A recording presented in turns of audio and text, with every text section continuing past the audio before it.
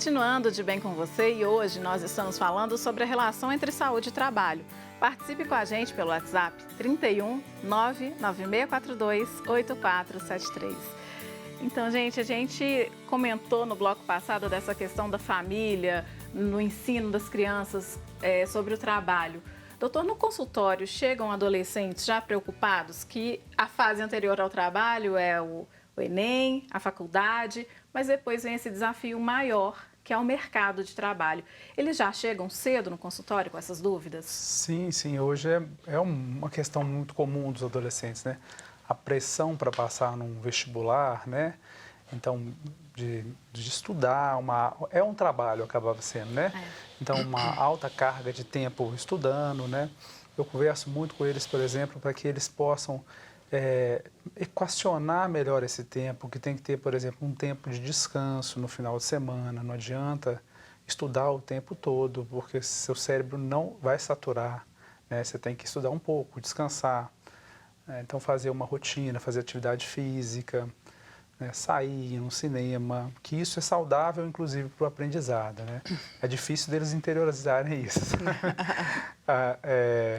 Porque a pressão é muito grande, a pressão dos pais hoje também é muito grande, né? Para que os filhos tenham um alto rendimento, um alto desempenho, né?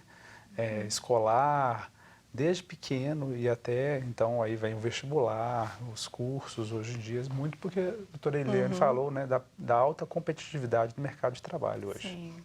Isso me fez lembrar também uma outra situação. A gente participou de uma pesquisa com estudantes de pós-graduação que fazem mestrado e doutorado. O nível de estresse nessas pessoas também é muito alto, né? Exatamente pela pressão que se tem pelo um desempenho, né? Assim, é uma pressão interna e externa por um desempenho e por um período de tempo são 2 ou 4 anos, não tem, né, mais do que isso. Então, assim, o estresse nessa população também é grande. E a pesquisa é um trabalho intenso, muito intenso. Rigorosíssimo, inclusive. É rigoroso, né? exatamente. Eu queria só Sim. pontuar uma coisa que eu acho Claro. importante que a doutora Eliane falou, que a gente tem falado que assim, é o estresse, né? Por trás disso tudo tem o estresse crônico, né? Uma carga elevada de estresse que acaba gerando, inclusive, doenças, né? Nessas pessoas. Com certeza. E a minha dúvida vem aí.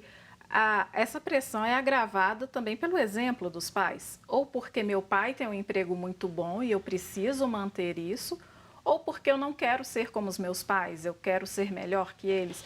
Essa pressão também faz parte nesse estresse quando o assunto é trabalho dos jovens? Eu acho que faz parte também. Mas, assim, hoje em dia também a sociedade está cobrando muito. Muito, né?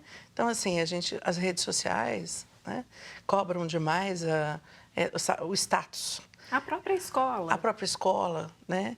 Então, assim, família, a sociedade como um todo, os amigos, as redes sociais, né? Tudo isso contribui para essa pressão aumentar.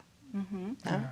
E eu tenho comentado essa questão dos fatores familiares, sociais, porque eu quero até chamar uma frase que fala Sim. sobre isso, a questão do profissional e do pessoal.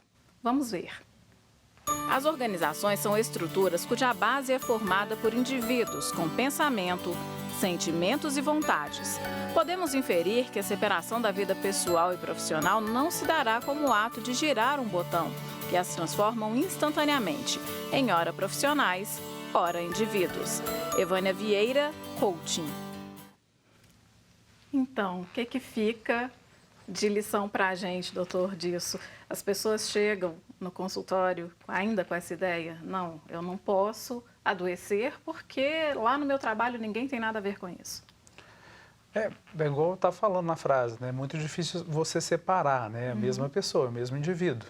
Você vai trazer problemas de casa para o seu trabalho ou individuais, quando você vai levar também as questões do seu trabalho, muitas vezes, para a sua casa.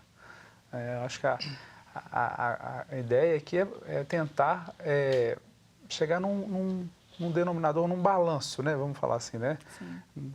Observar, e aí tem que ter uma auto-observação, uma certa crítica, né? Olha, até aqui eu levo para o meu trabalho, né? Depois disso não tem, eu tenho que procurar um psicólogo, procurar uma outra ajuda, né, de um outro profissional, se eu estiver sofrendo, E por volta exemplo, no meu àquela trabalho. questão anterior que você colocou no primeiro bloco, que é da tecnologia.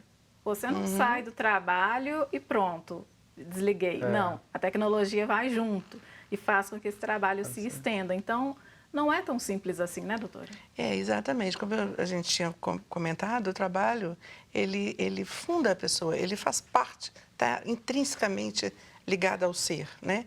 E essa separação entre profissional e pessoal, isso não existe, né? É uma separação que, por N razões, né, existe essa ideia, mas essa separação não existe. Eu trago meu trabalho para casa e eu levo o meu pessoal para o trabalho, porque está tudo aqui junto, né? Nós somos os seres integrais, né? Então, assim, tudo isso é uma dinâmica, é uma questão dinâmica. E aí eu vou trazer até aquela questão do sentido do trabalho e do significado do trabalho. O significado do trabalho é relativo àquilo. Por que meu trabalho é importante? Porque vai ajudar a sociedade, vai contribuir de alguma forma, né? Agora, o sentido do trabalho é o meu sentimento em relação a esse trabalho. Então, o que de meu, mais profundo de mim, existe no meu trabalho. E assim, aquilo que eu falei, eu sou psicóloga, eu não estou psicóloga.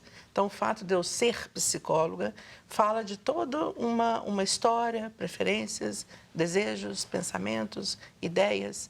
E isso é levado ao trabalho, não tem como separar. É o que nos move, uma jornalista, uma psicóloga, um médico estarem aqui. Eu no meu horário de trabalho, vocês não, né? Isso também tem a ver com a vocação, não é só aquela coisa, eu cumpro o meu trabalho dentro daquelas horas estabelecidas, né, doutor? É a vocação, vai além.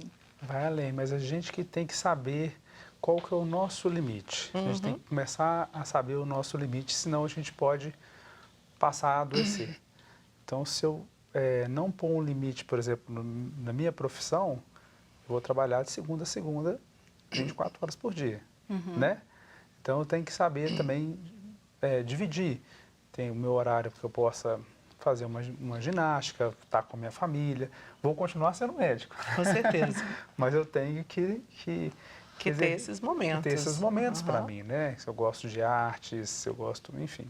Lazer. De lazer.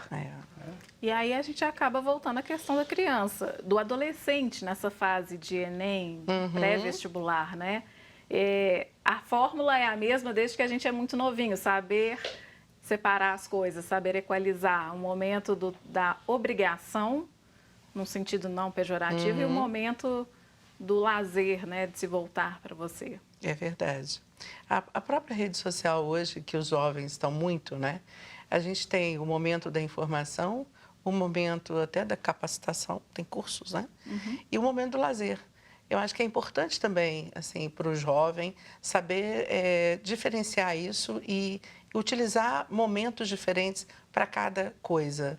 Tem um momento do lazer nas redes sociais, tem um momento da informação que a internet, né, pode nos dar, e tem um momento da informação também. Então, assim, saber cada momento, dosar isso, não utilizar demais um ou outro, uma outra mídia. E também tem a ver com a questão de saber qual é o seu perfil para aquele trabalho, né? Se você tem um perfil que não é condizente com aquela função, pode acontecer, então, de uma pessoa ficar infeliz no trabalho e vir a ter problemas, né? Como que o senhor avalia isso, doutor? Foi interessante que essa semana mesmo, com um cliente, a gente estava conversando sobre isso. Ela tem um perfil muito técnico, uma pessoa de extrema qualidade técnica, e por uma circunstância teve que ser transferida para uma questão, para uma área mais gerencial, onde tem um viés mais, acaba sendo um viés mais político, no sentido das relações, tá? Mas isso trouxe muita angústia para essa cliente, né? Porque não é o perfil de trabalho, né, que ela gosta de exercer. Ela vai ficar por trás das cortinas fazendo a coisa acontecer, né? Então a gente teve que conversar um pouco sobre isso e ver como que poderia minimizar, que era uma situação que ela não poderia, naquele momento não teria como ela negar aquela posição, né? Até porque ela não podia perder o emprego, né? Então, a gente teve que conversar um pouco melhor sobre isso, como que ela poderia agir, atuar nessas circunstâncias, né?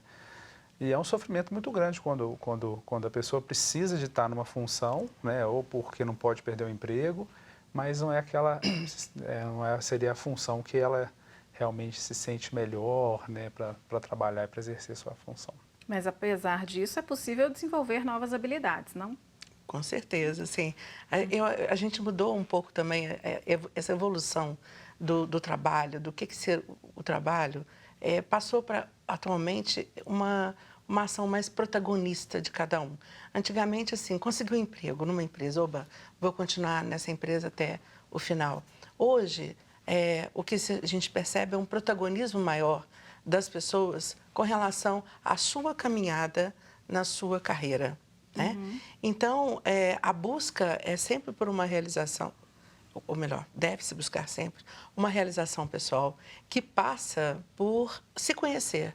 Primeiro, assim, quem eu sou, o que eu quero, aonde eu quero chegar. Assim como a gente faz um plano de negócio quando vai abrir uma empresa, a gente também precisa fazer um plano de carreira. E esse plano de carreira inclui, inclusive, um plano financeiro. O quanto eu vou investir, quanto eu vou ter de retorno. Tudo isso é importante, né? Para ser feliz no trabalho, a gente também precisa ter um retorno financeiro. Com certeza. E quais são os meus valores, né? Sim. Que isso é importante quando a gente vai também pensar no trabalho, né? O que é importante como valor para mim, né? Como pessoa, quem eu sou, o que eu quero, quais são os meus valores, o que eu gosto. Então, com todas essas dicas aí de valores, retorno financeiro, a gente vai para o intervalo e continua falando sobre esse assunto no próximo bloco. Até mais.